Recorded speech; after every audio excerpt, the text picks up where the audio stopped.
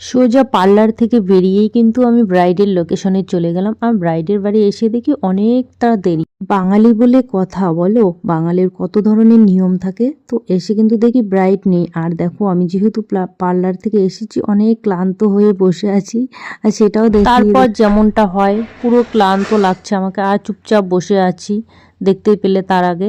তো এরকম করতে করতে কিন্তু ব্রাইডকে তোমরা দেখলেই। আর ব্রাইডের অলমোস্ট কিন্তু আমার ফেস ডান হয়ে গেছে মেকআপ। তো তারপরে দেখো ওর হেয়ারস্টাইল করে দিলাম। এবার যেহেতু ব্রাইড বলে কথা, তো অলংকার দিয়ে ভরিয়ে না দিলে হয়। দেখো অনেক অলংকার আছে, ওকে পরিয়ে দিচ্ছি এখন। আর পুরো অলংকারে ভরিয়ে গেছে। যাই হোক, আজকে ব্রাইড ছিল আমার খুব মিষ্টি একটা ব্রাইড। আর ওর সাথে কাজ করে আমার ভীষণই ভালো লেগেছে। তারপরে দেখো তোমরা কেমন হয়েছে অবশ্যই তোমরা কমেন্ট করে জানাবে। ভালো লাগলে একটু লাইক কমেন্ট শেয়ার করতে কিন্তু কেউ ভুলো না। কেমন? টাটা।